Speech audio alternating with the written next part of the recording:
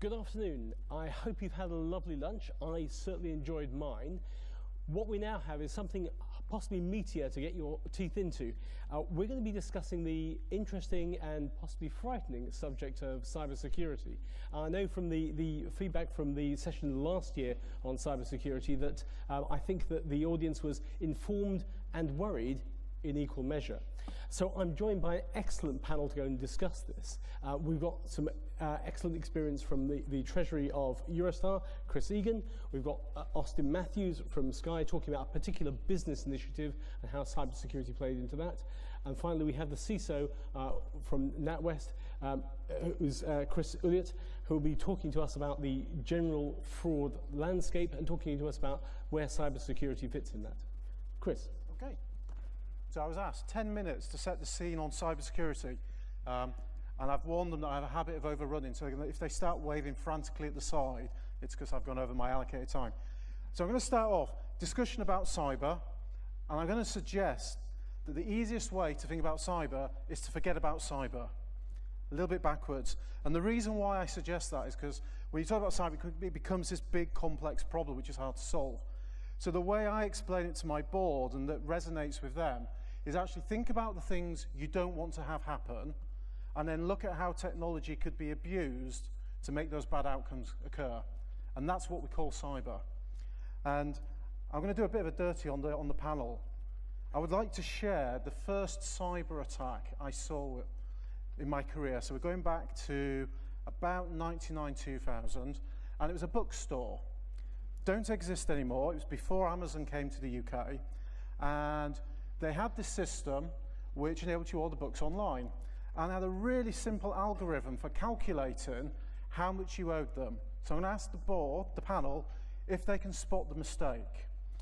So what they did was they asked you what book you wanted, how many you wanted, they times the number by the price of the book and added it to the running total.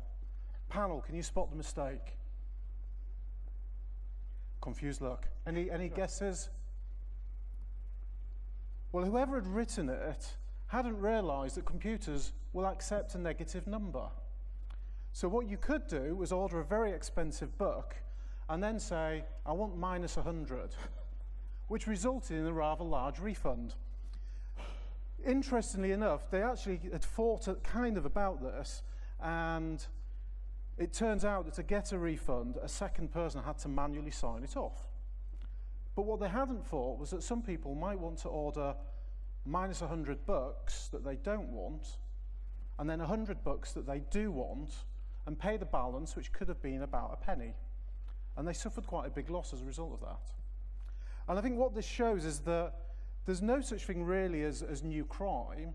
It's just old crimes done in new ways. And when we look at cyber and abuse of technology, that tends to be what we see a lot of. Which probably brings me around to motivation and who wants to do this.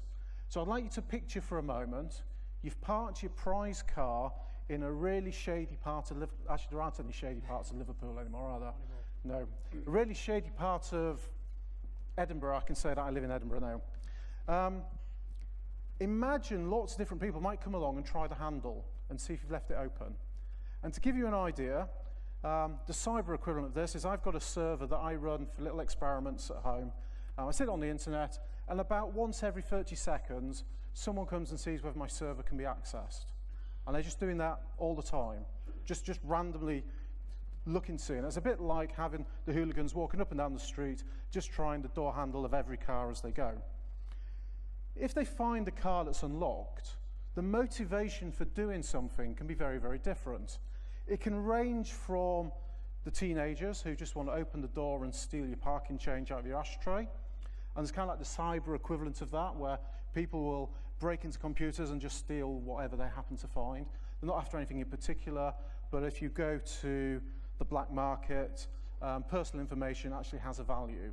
And you can sell people's names, addresses, their email addresses, and that comes with a nice price tag attached to it.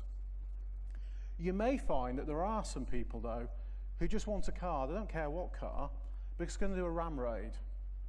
And we see the cyber equivalent of that as well. So I see people breaking into computers and then using them to attack me as a bank. And we see that all the time. So it's quite interesting when we trace back to where the attacks are coming from. It's not really the attacker, it just happens to be a random computer that they've compromised and they're basically using as a jumping off point and as a way of hiding who they really are. And again, that looks really bad when you're a corporate organisation, because if suddenly your systems are attacking somebody else's, you've got to kind of explain why it really isn't you and how it got compromised, and it leads to some rather embarrassing conversations should that happen. Some people might break into the car because they really like the car. It could be stolen to order. And we're starting to see a lot more of that.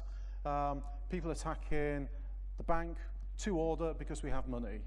Or it could be, and one that I see quite a bit, is attacks against law firms because they have mergers and acquisitions information. We're starting to see attacks against, legal organisations where they then use that to send spoof email to their customers. So we're seeing quite an instance at the moment where compromise of email enables the fraudsters to email customers saying, you're about to pay us the deposit for your house, here's the account you should send it to.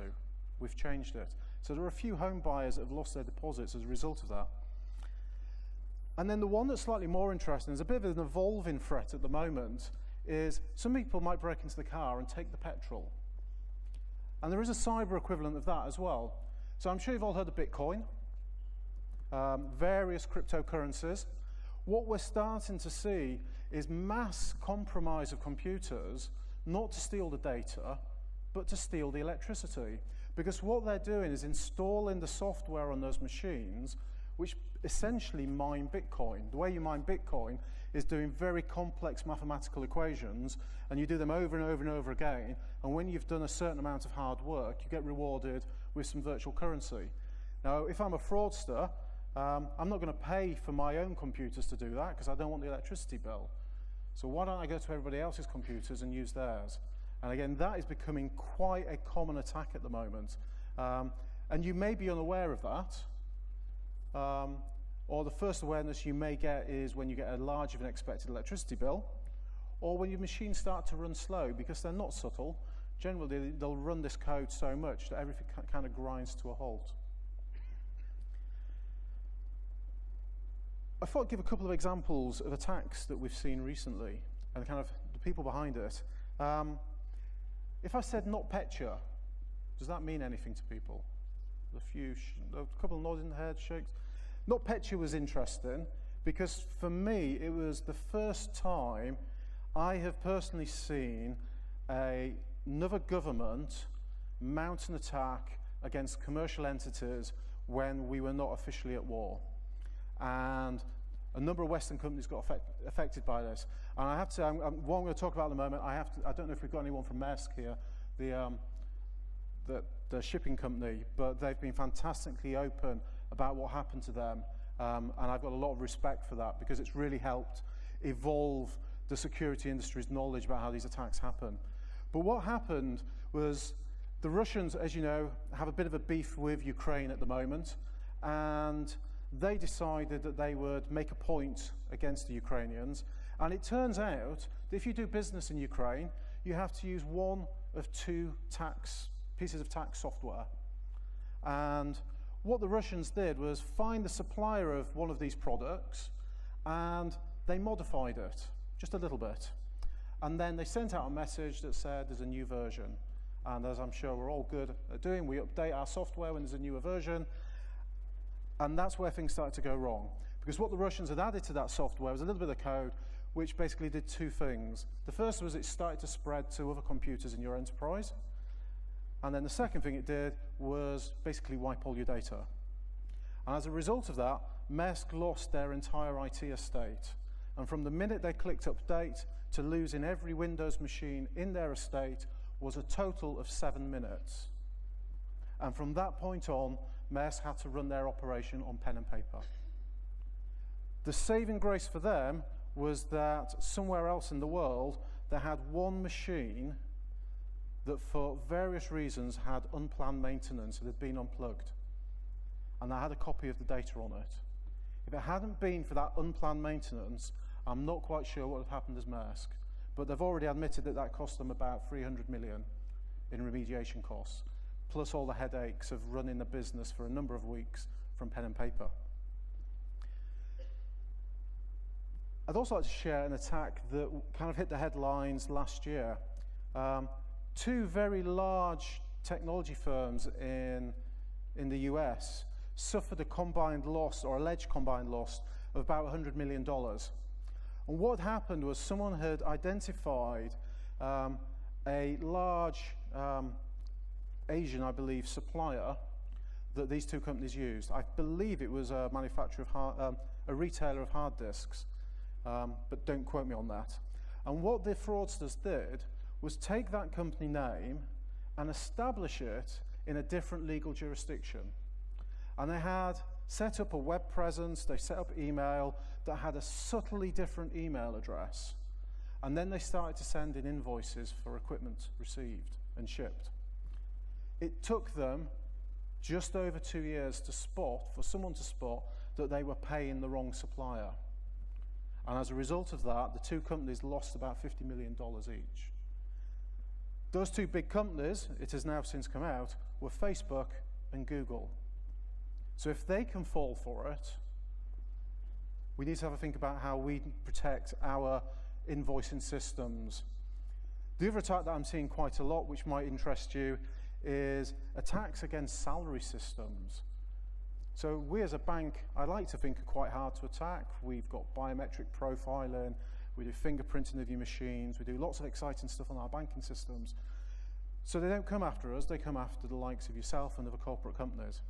And the latest trend we see seems to be compromise an enterprise network, don't steal anything, identify where the salary system is, and then start to insert a couple of new employees.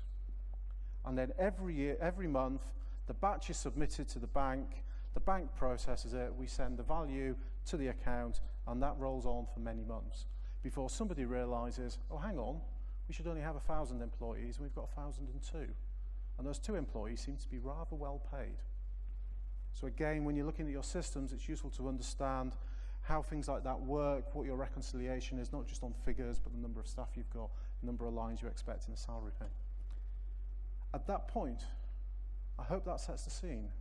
Absolutely. So I think, Chris, just to paraphrase some of the things you've been saying, is that every cyber attack isn't just an attack on our IT systems, it's an attack on our business using information technology, using electronics, using data, and using cyber compromise. Absolutely. The attacks we tend to come in two. So one is attacking the IT directly, and the other is using the technology to facilitate a crime.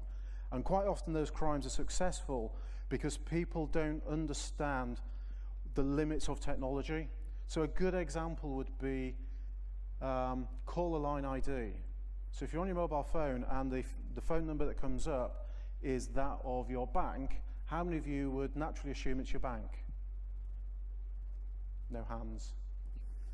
It's actually a trivial process to spoof caller ID. And we're seeing fraudsters now do that, where they phone up a customer, spoof the phone number of our contact center or another bank's contact center, say that there's a problem with your account. If you want to verify who it is, phone me back on this number. But you'll get put into a queue, so once you've confirmed that it's the right number, hang up and I'll phone you back. So what they do is they phone up a spoof number, you phone the contact number, which is the correct number, you do get put into the queuing system, you don't want to do that, so you hang up, and then the fraudster rings you back. And you don't, to the uninitiated, you don't necessarily realize that by doing that, you're opening yourself up to a fraud. And we're seeing that both on telephony and things like SMS.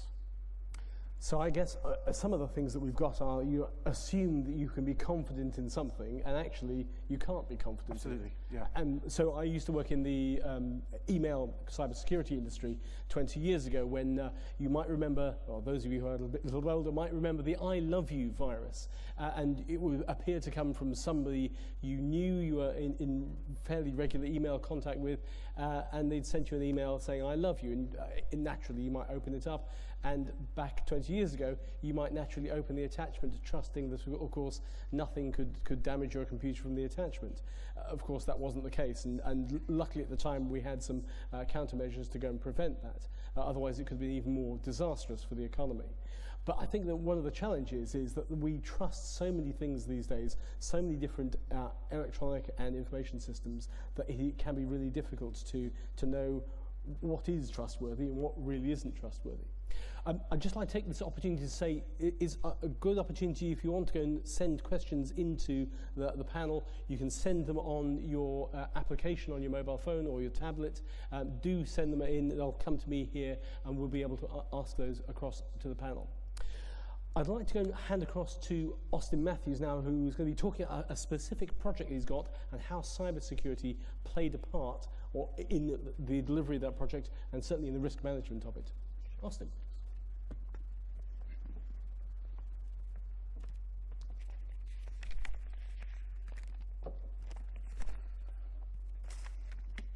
Hi, I'm Austin Matthews. I'm Assistant Treasurer at Sky. Thank you for joining me, and probably like many of you, I'm not an expert on cybersecurity, but at Sky we've recently undertaken a project that had many touch points with cybersecurity issues. So what we did is we undertook a securitization of our mobile handset receivables, so prepared a few slides on our experiences. So first slide here, as is usual at these type of events, there's a few slides about Sky. Just to remind you, or if you don't know who we are, this is what we do. In the top box there on the left, there's a series, Save Me. On the previous one, there's a show called Gomorrah. I don't know if you've seen those, but a bit of advertising there. So if you're looking for your next box set, go for those. And then just some facts and figures about Sky. So as you can see, it's an extremely large business.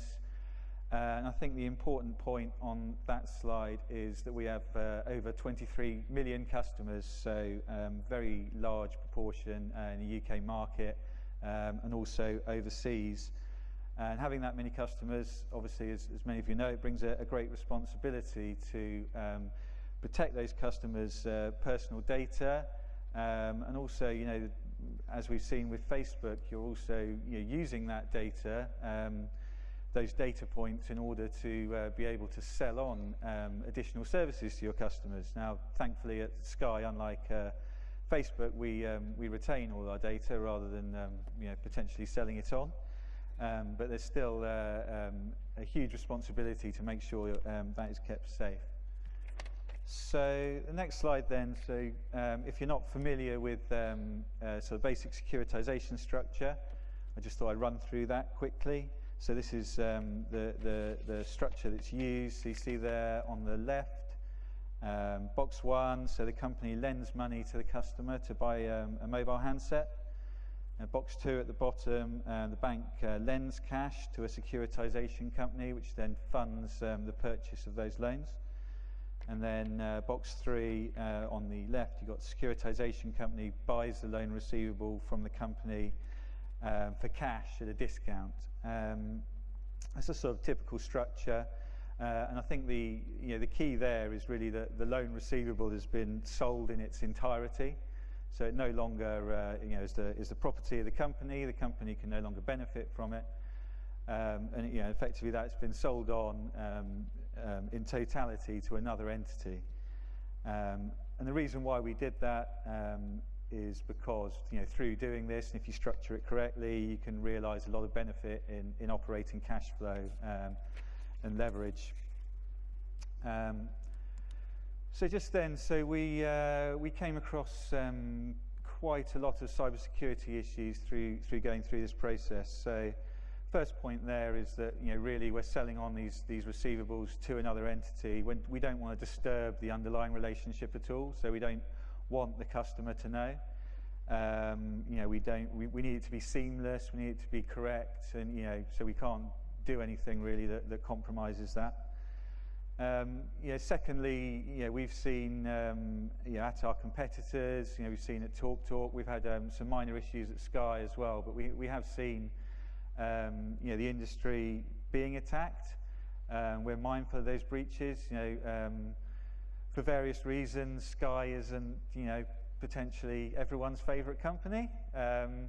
So there are people out there who may look at an opportunity to attack because of that. So third point on there then is really that in this instance then, so if the company went into liquidation, these receivables had been sold already, they would survive separately, they would survive the company.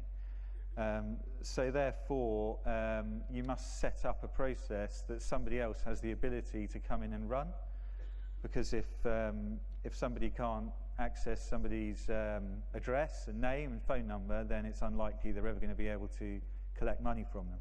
So we had to set up a process effectively where we would have to transmit huge amounts of very personal customer data, potentially to a third party. So we had to sort of solve that issue, and how are we going to do that?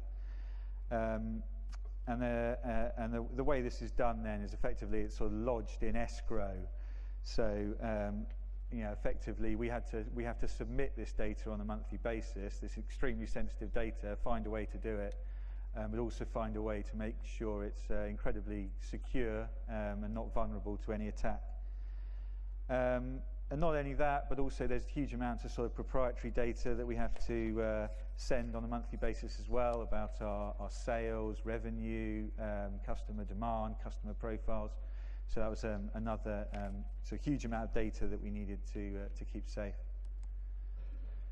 So then what did we do then in order to solve these problems? So the first thing we did, we had very early liaison with our data protection team. So we went to them, told them that we had to provide huge amounts of data to a third party. They came to us and said, we don't want you to give any data at all.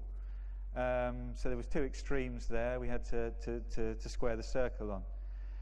So what we did is really the sort of ultra-sensitive data that we had, we only had a very small team of programmers who had access to those. That was very heavily locked down, So in all the testing that we did, those files would never sort of be sent across emails and reviewed and things like that. It was sort of very, very much locked down.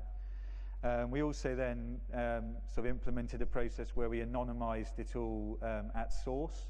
So as the data sort of came out of our key billing system, it was then kind of assigned a number, so that you couldn't then tie it back to individual addresses and customer names and phone numbers. And then for the actual process, where we have to submit the details in escrow on a monthly basis, we had a sort of nuclear button methodology. So there were sort of two separate keys that needed to be used in order to open this file, which went to two separate legal entities, which could only act in conjunction with the legal documentation to open this file. So we sort of locked that down to be as secure as possible. And within that, clearly, we then had to negotiate extensively the legal documentation, the indemnities around that, to make sure there was very serious governance around that data, reinforced with our own internal processes on who can sign off, who can access, etc. So having gone through all of that, I think we learned quite a lot. I certainly learned quite a lot about cybersecurity, about sort of sensitivity of customer data. I think in Treasury you're usually quite remote from something that's so sensitive. So looking at that, then how could we then use those learnings to inform what we do? So it sort of got us thinking that we do actually have access to quite a lot of extremely sensitive data in Treasury. So things like 5-year plans, M&A transactions, the company's liquidity. This is all stuff that people are going to be really interested in, and often, we don't necessarily have fantastic saving of our files in terms of encryption on our files, password access. How are we then transmitting those files? How are we emailing them? Where are they stored as well? So I think we sort of kicked off then a process to think about how we could do any of that better. I suppose the other point is that, do we actually really understand the risks that we're running? I think there's probably a sort of tendency sometimes in Treasury to be to be a bit annoyed by internal audit when they come to visit, but actually there's potentially benefits in improvements we can make to the security of our data that we're holding. And I think then as well, we sort of looked at who are the third-party providers that we're using. So the trading systems that we use. So like many people, we use electronic portals to trade. We use sort of those smaller companies, and then you can look into the contracts on those. What indemnities are they providing? What happens if there's a breach, if there's an attack? It does sort of guide you to reviewing those contracts and making sure you're absolutely comfortable with them. And also, I think looking at the providers that you have, potentially if you've got a sort of small fintech company that you're heavily reliant on for, cybersecurity, some element of your processing of payments or trades, to what extent is the indemnity that they're providing, that they can stand behind it if they're just a small company. So it does lead you to evaluate all those relationships. I think then finally, just sort of led us to think about, what do we need as a Treasury to have in our governance, in our policies. We don't have a cybersecurity flag in our Treasury policy, for instance. We don't have one in relation to handset receivables at the moment. So I think reviewing those and making sure they're really fit for purpose as well. Okay, that's me. Thank you. So, from that business process, we are creating this new business initiative, which is going to generate real benefits for the organisation. You had to go and pull in lots of experts from different fields. How was that process? How did you manage to gain the right sort of level of buy-in from the people you were dealing with? Like many people, we had to go to the top first of all. So I think it was really a case of getting the CFO on board, and then to push down on everyone the importance, especially as I said in terms of operating cash flow and leverage, makes an absolute huge difference to your balance sheet. So we got the buy-in from the top and then pushed down. There was certainly resistance in some pockets. If you're the data protection team and your whole job is basically protecting the data, stopping it leaving the company, to have someone come to you and say we want to release sort of 70 to 80 data points on a monthly basis about our customers to third parties, they didn't greet it very fondly. And did this project happen at the same time that they were looking to prepare for GDPR? Was the same sort of timescale? Yeah, same timescale. So there was competing resources as well, so that made it problematic. So obviously, that's a very high agenda item as well for Sky, being a consumer organisation, which made our process difficult. You say because you're competing for effectively the same people, the same programmers to do your job. Anything you do differently if you had to go and do the same sort of project again?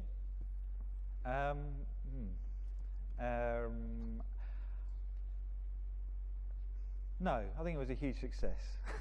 very, very good. I think a lot of organisations have looked at how they can additionally build in cybersecurity protection into their business processes. So some of them have looked at things like cybersecurity insurance, maybe, to underwrite particular business operations or something. Was that something you considered? No, we were steered away from that by our data protection team to have a sort of individual insurance policy in relation to this.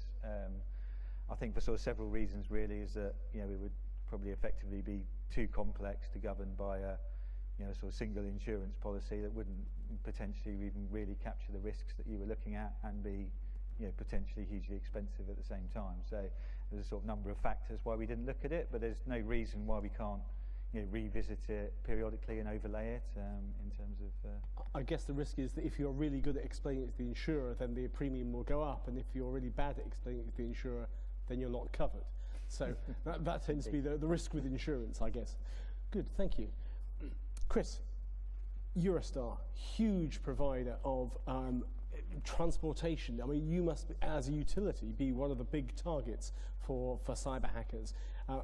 Certainly when you talk about power and light and fuel transportation and transportation in general, they tend to go for big names. Eurostar's a pretty big name. Yeah, I guess, I mean, from my point of view, I look upon the cybersecurity from two angles. I suppose there's the close to home aspect in terms of the sanctity of the Treasury infrastructure, and then there's the broader risk management perspective. So that's, I suppose, is the indirect impact on Treasury of non-Treasury risks. So I guess an example, I suppose, some context first. I mean, Eurostar, high-speed rail network between London, Paris, Brussels, Amsterdam. Very little diversification of revenues. And even within that one route, there's lots of single points of failure along the way, whether there's only one Eurotunnel, there's only one HS1, there's no diversionary routes anywhere along there. We also have just one single maintenance depot, which is handily built on a floodplain in East London. But I guess some of these single points of failure are digitally related, some of them not. I guess taking a digital one would be the signalling. Signalling, a few years ago, there was a scare story. An adolescent in Poland managed to derail a tram from his bedroom by hacking in, and so that got alarm bells ringing in the business. You know, could that happen here? Reassuringly, the answer is no. We're confident to say, but it still got us thinking into, okay, so what happens if the Ashford Signalling Centre was taken out, was compromised? What would we do? We wouldn't have a business. That's where 100% of our revenues go down that track. So we had to then approach the infrastructure partners, HS1. Okay, what are your DR plans in place? Been a bit woolly, I have to say, in terms of their response, but the informal steer we get is that probably take about 3 days to get it back up and running. So you think, well, that's akin to a retailer, a high street retailer, shutting its doors for 3 days. You know, you need to look at the impact of that on your funding profile and other Treasury metrics. And of course, we've seen a large number of data breaches in big data organisations over the last year, 2 years. Some very, very high-tech organisations as well. So that sort of risk, I guess, is built into their business cases. So you're looking at the risk associated with cyber breach of your suppliers, your partners in HS1. That's obviously something which is very important. Do you look at all your supply chain when you're looking at how secure they are in terms of cyber security protection? We prioritise. I think it was touched on in the deck earlier. You know, that the contractual protection tends to be very limited. We've certainly had very little success in negotiating meaningful liability caps there. So yeah, we tend to look at all business critical systems and then just work through those and say, okay, what would be the impact if that system was compromised, whether or not it's an internal system or whether it's a third-party involvement, a la the signalling that we've just mentioned. And then look at each of those potential risks individually. A lot of them can be quickly discounted because they're well within tolerance, but others then, okay, what do we do with this? And that's where we're sort of considering the cyber insurance as a risk management. And Christopher, in terms of your suppliers, how do you manage the risk associated with them potentially getting breached? Obviously, we have a case of Walmart being breached by their supplier of air conditioning and cooling in some of their stores. So again, very similar to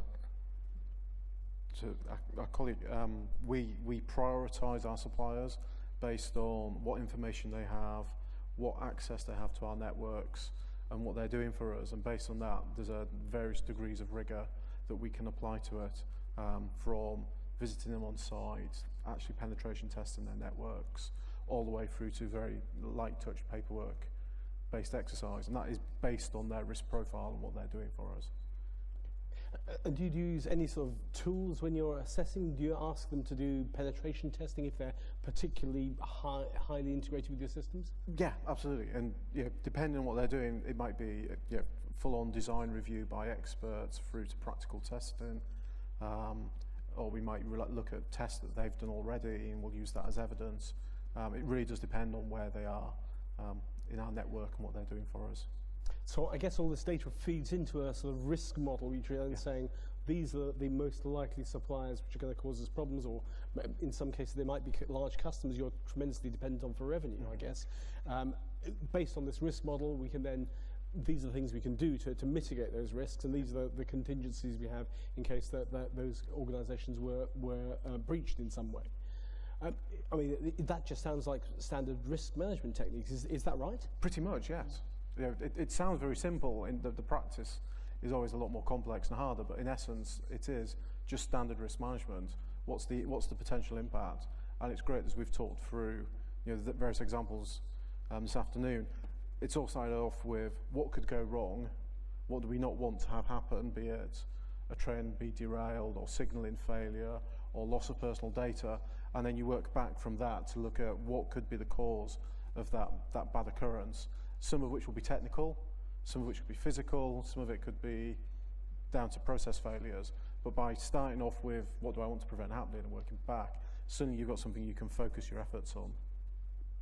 So you were talking about state actors and the huge amount of resources that they are now potentially bringing to bear on organisations that they want to go and target. And Maersk, I guess, were collateral damage in that particular attack. Absolutely. What's changed? Why are state actors interested in commercial entities? Why are we suddenly sticking our head? Why are we apparently sticking our heads above the parapet? So I don't think we are sticking our heads above the parapets, but what I think has changed in the landscape is that there are a number of governments now who aren't afraid to just deny what's clear to everybody else. There's lots of political things that are going on at the moment that are driving that. We've also got a few governments where they've got nothing to lose. If you look at the attacks against the payment systems that have occurred over the last year or so, they've broadly been attributed to the North Koreans. The North Koreans have also been quite big at the mining of cryptocurrencies on other people's machines. It's of value to them because their economy is such a bad place that a few £1 million makes a big difference. For many other governments, that would be small change, but for someone like the North Korean government, suddenly it's in their interest and of value to do that. So should we be more worried about state actors or organised crime or hacktivists, or does it depend on our business? So what's interesting is that it's actually really hard to differentiate between the two, because in some countries it's the same people. If you look at somewhere like Russia, which has got quite a large kind of cyber crime community, that's tolerated by the government for two reasons. The first is that as long as you don't attack anyone in their own country, they're not too concerned. And the second is that the state will often then approach those organised crime syndicates to commit cybercrime on their behalf, which adds to the kind of plausible deniability that they have. So I try not to get hung up on the motivation and why is someone doing this, and I look at the impact, because at the end of the day, it doesn't matter whether, if I could pick at that car example, it doesn't matter whether it's a teenage joyrider or an organised crime using the car for something bigger. Ultimately, I've lost my car, and that's the bit that I'm trying to prevent. If you get too hung up on, is it a nation state or is it threat actor X or threat actor Y, you can tie yourselves in knots, when reality is you just need to look at the defences you need to put in place. And 9 times out of 10, it's just really good basic hygiene. Make sure you're running the latest operating system, make sure you've got an antivirus product, make sure you have a firewall, etc. None of this is particularly rocket science. You can buy many books on how to do this. It's relatively straightforward, but you can buy a huge amount just by doing the basics well, and then you can start looking at the more complex things that you might want to do if you feel you're a particular target. So IT is obviously one angle as part of this, yes. but I guess people are the other side of the coin. Chris, I mean, how do you manage to train your Treasury people up to be on the lookout for these sorts of scams or being the victim of phishing emails, for example? I guess there's a couple of sources. The clearing banks I find are generally quite good in terms of notifying what the trends are. So I guess it's just making sure that those communications are spread to the people that need to see them. I find the internal CISO is very good as well. It's very good, I guess, akin to Treasury insurance, so terrorism insurance rather, where you might be a little bit complacent about the terrorism threat, notwithstanding a couple of extra bollards and a bit more firearms on show and things. But you go to a terrorism insurance event, and they'll bring out a couple of counter-terrorism guys that really reinforce what's going on behind the scenes and what threats have been stopped, and you come out with really heightened vigilance. And I think the CISO does a similar job on the cybersecurity within the internal finance team. It's easy to connect. I mean, you would have thought most people sort of shop online and do home banking, so it's easy to make it relevant to people, and it really heightens awareness. It's good. And same sort of position at Sky, Austin? Yeah, that's right. I mean, they're very vigilant department. I mean, we sort of frequently get, well, recently they sent out an email to everybody which was titled something like "Your bonus information," and the email address was sort of at HR. And of course, you open it, but there was a couple of things. You know, you're not going to get a bonus at an odd time of the year. You know, if you really looked in the email address, you could have, clicked down into it. You could see then it was a spoof email, and if you opened it up, it said, you've been caught by this. You need to be more vigilant. So there's lots of initiatives like that going on. I mean, the other thing that sort of slightly frustrates us in Treasury is we have, extremely detailed sort of criminal background checks that go on. Probably, more like what you see at people who work in government. But that's, really to, I guess, just to make sure there's no vulnerability there, no sort of skeletons in the closet, and I guess one of the other things you look at is, I guess, there's vulnerability in people that can then be used to sort of get into systems, if you're not careful.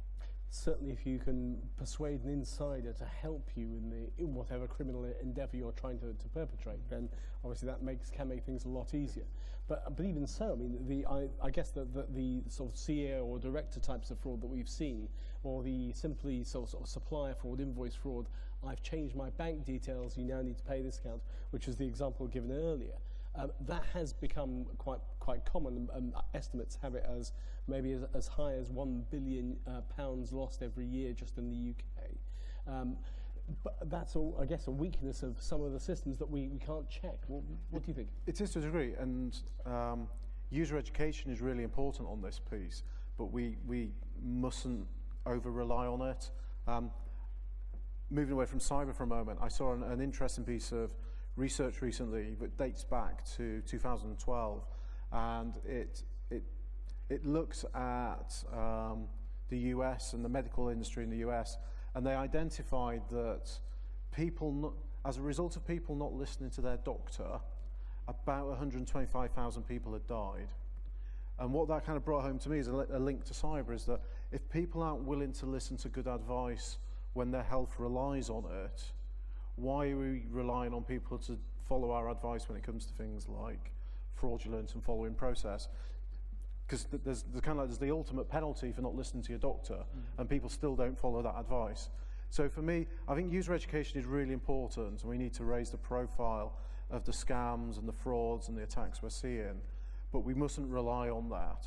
So things like CEO fraud, invoice frauds, etc., we need to look at those processes, and where possible, try and get to the point where one person making a mistake doesn't result in a big loss. So over a certain value, should it have two people who can sign it off? To change critical details, do you have someone who does it and checks it? Do you build that into your processes, or do you build it into your technology? And then that way, it doesn't matter how much pressure a single person can feel by, be it from a fraudster on the phone or a document or whatever, they just physically cannot do the wrong thing. And I think we need to look at our processes and try and adopt that as a principle, because I think that's how we'll stop a lot of these things happening. And certainly there are lots of examples of where people have managed to subvert the process. So Condé Nast, I think, was one of the first more public, large frauds. I think they lost $8 million in about November 2010. But I'm aware of fraudulent direct debits set up previously, 8 or 9 years previously, for a large telecommunications firm, which was actually billing itself for a service it was providing to a third party. I don't think that's a good business model.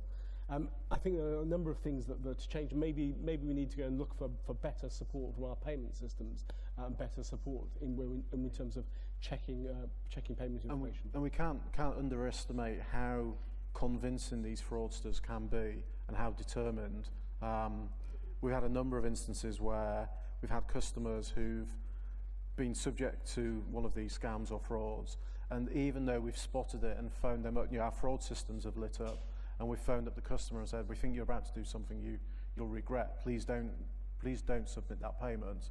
Because they've got the fraudster on another line who's spinning them a very good story and being very convincing, they still go against our advice and make the payment. And I've noticed my own online banking now has a step when you're making a payment to a new party saying, are you sure this really is the party you mean to pay? If you're not, please give us a call, press this button, and we'll open up a chat window and have a conversation with you immediately. So maybe those sorts of things will help. Yeah. Certainly there are products out there which can help confirm ownership of accounts, and that was one of the things I used to work on in a previous life. Lots of things that we can and should be doing to go and protect ourselves. One of the things I saw recently was a survey run by Ovum, which was saying that some in the region of 86% of businesses in the UK think that they are above average in terms of cybersecurity knowledge and preparedness. In fact, quite a large proportion of them are in fact in the top tier, in the top 10%. I'm just interested. I mean, is that your experience? Do you when you talk to other organisations, are they perfectly happy with where they are from a cybersecurity point of view? I think that maybe it'd be down to who completed the survey. In most cases, it'd be the CISO was probably more likely to say, that they're confident with what they've got. I guess it's tricky to compare as a treasurer because you don't really see any other organisation. You've got a sample size of one. Sure. Yeah, I'd agree with that. I think it's a sort of. There's also quite a sort of battle as well in Treasury. You're used to sort of running with very small teams that don't necessarily have the perfect sort of segregation of duties that you want. And that can lead to a sort of conflict of interest really in terms of sort of governing that you do have the requisite controls over your systems and your information. So I wouldn't necessarily sort of agree with that. So governance is very important. So as a CISO, are you overly optimistic or overly pessimistic? Where do you, as you said, glass half empty, glass half full? Tough question. I think I'm in the position of recognising I'll never be out of work. It's constantly evolving, and I think how good a company is probably to a certain degree depends on how well or how heavily regulated their sector is. So I think from a finance sector, we've got the PRA and the FCA who are asking lots of very hard questions about cyber, and they actually test us. Other sectors less so. But I think even organisations who are very good, things can still go wrong. There was a casino in Las Vegas last year that suffered quite a high-profile breach, even though the casinos are notoriously well known for having good security. And when they did their investigation, you talked about aircon units and target. For the casino, it was a fish tank, and it turned out that there was an online aspect of this fish tank that enabled you to check the temperature of the water and to feed the fish remotely. And that had been put on the internet, and that was then used to bypass all their security measures and breach their high rollers database. So even in a sector where they are good reputation for security, things can still go and do go wrong. I guess a couple of years ago, there was a lot of talk about bring your own device to work and access all your corporate emails on your device. Do you think that time has passed? Do you think we're more in a security conscious world, or are there ways that bring your own device might work? So there are ways you can do bring your own device, but what you'll find now is that generally speaking, organisations, you might use your own technology, but the corporate data sits in a sandbox. And so there's like a security wrapper that the enterprise can control on your device. So you see a lot more of those sorts of technologies being deployed. So it's kind of a halfway house that gives the benefits of the flexibility of BYOD, but still looks at all the security aspects. I had a question for the audience, which was around the question around Maersk having the offline machine. And in fact, when the NHS was held up to a ransom this time last year, some of the devices continued to function because they happened to be off at the time or unplugged from the network. Is it good practice to have a couple of machines which are not connected? I think it's good practice to have an offline copy of your critical data and your critical assets. I think most mature organisations would have that, be it tape or an offline machine or whatever it would be. But and those are the sort of things you need to think about when you have a breach, because that's how you do your recovery. We need to accept that breaches will happen. It's a fact of life. My job as a CISO is to minimise the impact, and to make sure that we get back up and running as quickly as possible should the worst ever happen. This is where I get very superstitious and start touching wood. I think one of the interesting challenges is that a lot of organisations think that they won't be breached, or at least the CISOs probably do, and a lot of the people in the security and IT think they will at some point be breached, or may well be. But other organisations say, no, we've handed this across to our IT partners. We'll never be breached. Are you optimistic, or are you, given you've been plugged into the risk management of this, I guess you're fairly well at assessing what the risk might be? I think the recent cyber study or the ongoing cyber study has been useful. On the one hand, we have the insurers who are, very much coming from the position of it's when, not if. But I suppose they've got a product to sell at the end of the day if you want to be cynical. And on the other side, you've got the CISOs, a little bit, I won't say bullish, but not quite there. So I think the tension between the two parties, as we've been trying to finalise the risks in the risk study, has been good to get us somewhere in the balance, to probably a proper balance in the middle there. Good. Sorry. Similar view? Yeah, no, I think I'd echo that. I think at Sky we've been, had a pretty good record in terms of cybersecurity. I think the breaches have been fairly minimal that we've suffered, but I mean it remains a huge risk. It's sort of unquantifiable in terms of reputation as well in terms of cost. It could be extremely damaging. Good. And I guess one of the key questions is we're bringing in the Payment Services Directive 2, which is going to bring in strong customer authentication. So all treasurers in the room are probably going to be, in addition to the dongle you have, probably sitting in your desk drawer, possibly with a password posted to it. I think one of the questions is whether we're going to be able to use that strong customer authentication when we're integrating with our banks. Is that going to put us in a better position? Austin? I'd like to think so. I mean, so we've suffered, with some of that in terms of our handset project, mobile handset project, in terms of just making sure we've authenticated direct debit details, etc. And there's been instances where we may have had to go back a couple of times to make sure we've authenticated the details correctly, which then just adds sort of cost to the process. I think with the other thing as well, so for instance, in Germany, we're taking payments through PayPal.